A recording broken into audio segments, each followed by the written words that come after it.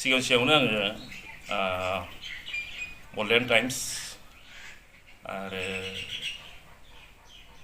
News 24 एनि Bodoland live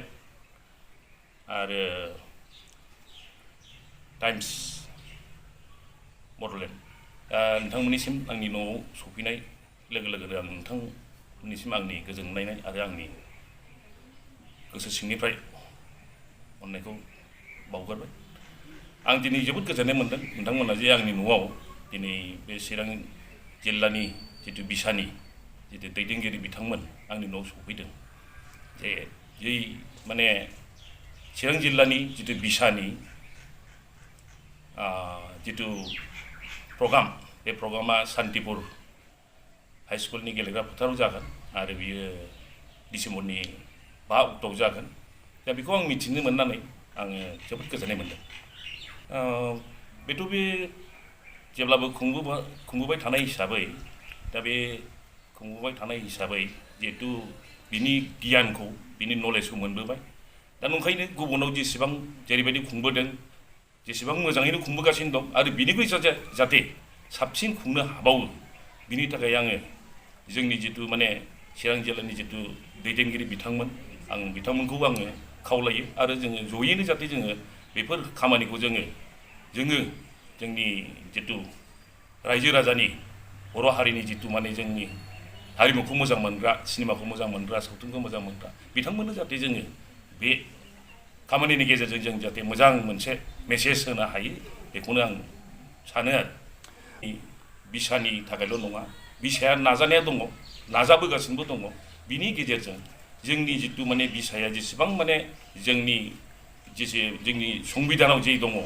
बेखौ बेजों जाहाथे गुबुन माबायाबो आफादफ्राबो जेरै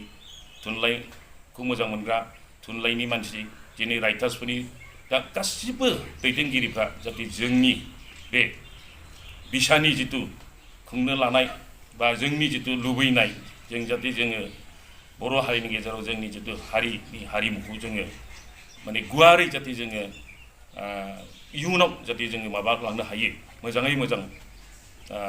गुवारै जोङो सुबुंफोरनो जोङो दिन्थिलांनो हायो बेखौनो आङो खामानिखौ जोङो जोंनि जितु रायजो राजानि बर' हारिनि जितु माने जोंनि हारिमुखौ मोजां मोनग्रा सिनेमाखौ मोजां मोनग्रा सावथुनखौ मोजां मोनग्रा बिथांमोननो जाहाथे जोङो बे खामानिनि गेजेरजों जों जाहाथे मोजां मोनसे मेसेज होनो हायो बेखौनो आं सानो आरो आङो दिनैनि जितु माने आं जे मोगा मोगि लानायनि गेजेरजों आङो बेखौनो आं खावलायनो सानदों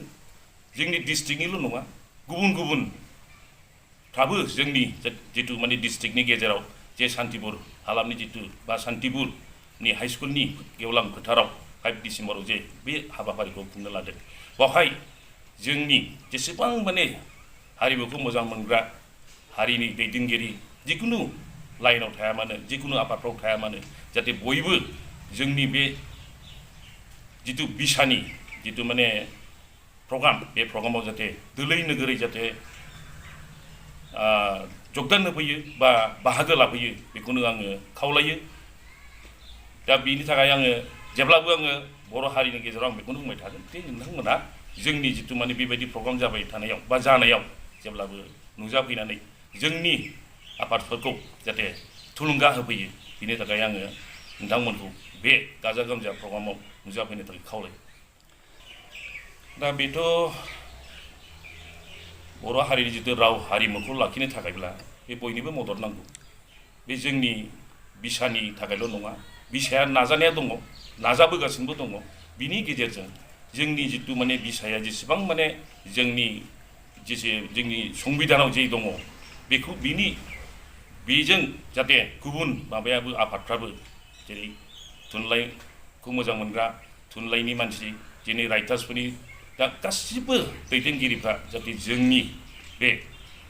बिसानि जितु खुंनो लानाय बा जोंनि जितु लुबैनाय जों जाहाथे जोङो बर' हारिनि गेजेराव जोंनि जितु हारिमुखौ जोङो माने गुवारै जाहाथे जोङो इयुनाव जाहाथे जोङो माबालांनो हायो मोजाङै मोजां गुवारै जोङो सुबुंफोरनो जोङो दिन्थिलांनो हायो बेखौनो आङो खावलायो। बे नङा जे बे जोंनि बिसाया जितु दा खुंनो लानाय जितु प्रग्राम बे प्रग्रामाव गोदाननिल' नङा बा गोजामनिल' नङा बाहाय गोदान गोजाम जेसेबां जाखांफुनाय जेसेबां गोजाम आर्टिस्टफोर दङ गासैबो जोंनाव लैहोर लैहोर फैनानै बाहागो लानो हागोन आरो बेवहाय दानि जेसेबां माने गोदान गोदान आर्टिस्ट जितु माने शर्ट फिल्मानो जा एलबामानो जा बेफोर जायफ्रा दिन्थिगासिनो दं बिसोरबो जोंनि बे दोलै नोगोरै खुंनो लानाय मोनसे हाबाफारियाव जाहाथे बयबो लैहोर लैहोर नुजाफैनानै जोंनि हाबाफारिखौ जाफुंसार होफैयो बिनि थाखाय आं नोंथांमोनखौ खावलायो। सार बे चिरां जिल्ला डिस्ट्रिक्ट कमिटिया फैगोन 5 अक्ट'खालि सान्थिफुराव जे खुंनो लादों